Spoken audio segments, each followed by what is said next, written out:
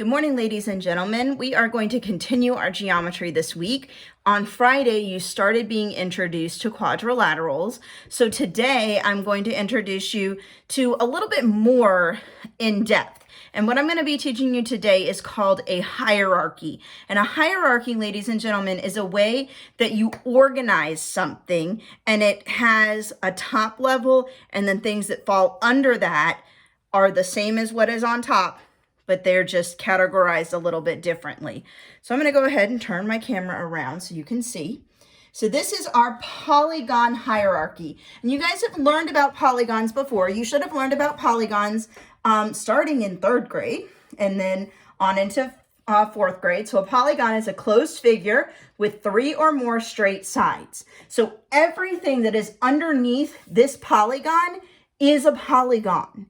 It's still classified as a polygon, but if it has 3 sides, it's also classified as a triangle. And triangles can be classified by their sides and their angles. If they're classified by their sides, you've got an equilateral where all the same size or congruent, all the lines are the same size or congruent. Isosceles, you have 2 sides, like your eyes, you have 2 eyes, isosceles. 2 same size or congruent sides, and scalene has none. No same size, no congruent. Okay, if you classify it by your angle, I can't see that very well. There we go. That's a little better. We've got acute. Oh, and by the way, all angles in a triangle equal 180 degrees. They have a total of 180 degrees. So an acute angle, you have no angles longer than 90 degrees. A right, you have one 90-degree angle, and all of the other ones are acute. And obtuse, you have one angle larger than 90 degrees, and all the others are acute. Now, we're going to skip this big space right here because that's what we're going to focus on today. But you can see over here that another kind of polygon, they have more than 4 sides. So if they have more than 4 sides, they're over here. You've got your pentagon with 5 sides, your hexagon with 6 sides, your heptagon with 7 sides, your octagon with 8 sides, your nonagon with 9 sides, and your decagon with 10 sides. These are all still polygons, but they have more than 4 sides, so they're in their own category.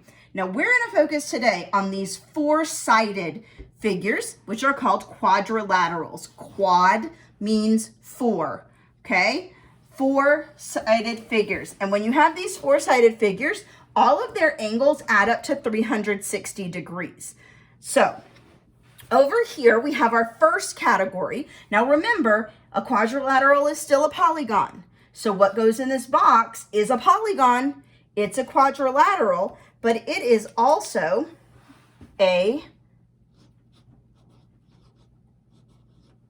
trapezium. And a trapezium has no parallel sides. So none of the sides are parallel. So that would be something that would be like this, and then come up like this, and maybe down like this. So these sides would eventually connect, and these sides would eventually connect. So remember, a trapezoidum is still a quadrilateral, and it's still a polygon. Now underneath that, this is also a trapezoidum, but it is a kite. So a kite is a special kind of trapezoidum. It has 2 pairs of adjacent or connecting sides that are congruent or equal. So it's going to have this side and this side are going to be exactly the same size. So those are the same size, those are congruent. And then this side and this side are exactly the same size. So those are also congruent, but it has no parallel sides. Like these are eventually going to connect. So a kite is a trapezoidum, it is a quadrilateral, and it's also a parallelogram. Then we're going to come over here. We have a new kind. This one is one you guys are familiar with. It is a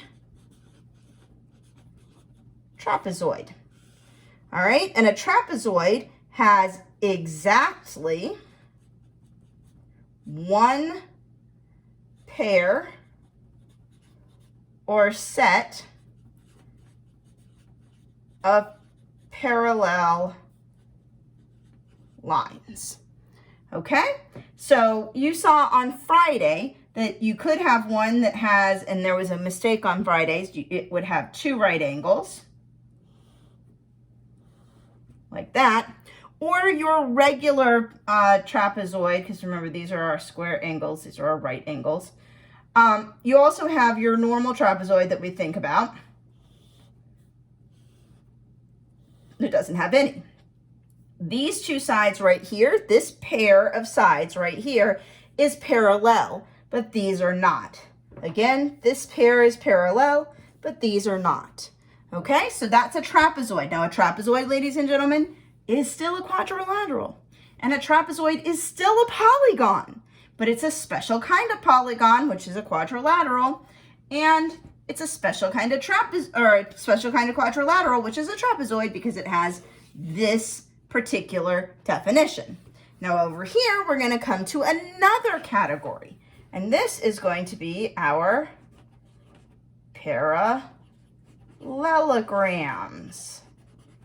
Okay, now a parallelogram, notice the word parallel, it has two sets or pairs of parallel lines, and also, so not only does it have two sets, but also the opposite sides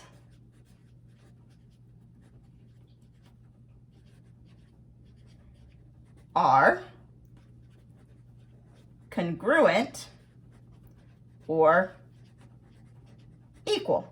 So we normally think of a parallelogram as looking like a rectangle that's been toppled over onto its side. So these two lines are parallel and they are the same size, so they are congruent.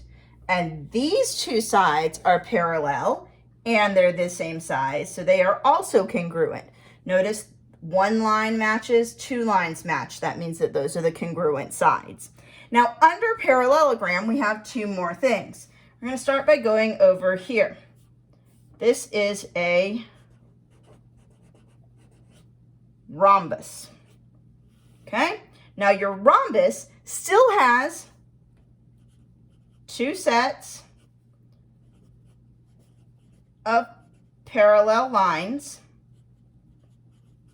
It still has opposite sides congruent, but all sides are congruent. So it looks like a tipped over square.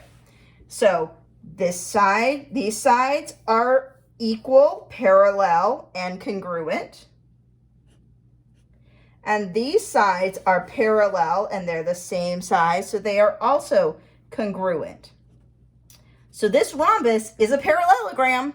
It's also a quadrilateral, and it's a polygon. It falls under all of those categories. Now over here, this doesn't fit this rhombus. This is a rectangle, which it still has two sets of parallel lines. It still has opposite sides congruent, but it has four right angles. So just like our parallelogram, these sides are parallel and they're the same size, so they're congruent. These sides are parallel and they're the same size, so they're congruent. But over here, and I'm going to use a different pen for this because I want you to be able to see it a little bit better. These are my square or my right angles. They make a square. Not sure if you can see that or not. Let me pull you in a little bit closer. See, there you go. They're my right angles. Okay, can't see it quite as well. Sorry about that. All right, now you'll notice, and I'm going to pull this down just a little bit. You'll notice that these two connect right here in this one. This is our last category. Now remember that your rectangle is still a parallelogram, and your rectangle is still a quadrilateral, and your rectangle is still a polygon. But it's special rectangle because it has those 4 right angles. All right, now down here we have our last one. And this one is our square. Okay, and what you know about a square, ladies and gentlemen, if we draw out my square. Oh, that's not really a square, is it? That's really a rectangle. So here, forget these guys. They don't exist. There's my square. So does it have 2 sets of parallel lines? Well, these are parallel and these are parallel, so it does. So it has 2 sets of parallel lines. Okay, are the opposite sides are congruent? They are, right? This side is the same size as this side, and this side is the same size as this side. So congruent, congruent. But here's what's, like a rhombus has all the sides are congruent. So all sides are congruent. Please excuse my handwriting here, ladies and gentlemen. It's a little hard to write down here. And then it has the 4 right angles. 4 right angles that make my square angles just like my rectangle does. So I can draw in my square angles, and I'll zoom in on that for you in a second. So I'll zoom in, lift this up a little bit and zoom in. You can see those angles there, 4 right angles. So that makes it a square. So we always have that discussion. Is a square a rectangle? Yes, ladies and gentlemen, a square is a rectangle. A rectangle is not a square because it doesn't have this all congruent sides. So a square is a rectangle. A square is also a rhombus. A square is also a parallelogram, and it's a quadrilateral, and it's a polygon. So a square can be classified as a rhombus, a rectangle, a parallelogram, and a polygon. So ladies and gentlemen, if you were asked a question, which of these would a square be classified as, you would have to say, you would have to mark square and rhombus and rectangle and parallelogram and quadrilateral and polygon. If you had a kite, you would have to mark a trapezoidum, a quadrilateral, and a polygon. If you had a rhombus, you would have to mark a rhombus, a parallelogram, a quadrilateral, and a polygon, because they fall under all of those characteristics. So hopefully, ladies and gentlemen, that helped you see how these quadrilaterals fit together a little bit better under their different headings. You do just kind of have to memorize it. If you need to, go back, rewatch my video, re-look at the definitions that I have made here for you, and read them over, maybe write them down as you're reading them over, and then go do your practice buddy. Thank you very much, ladies and gentlemen. Have a great day.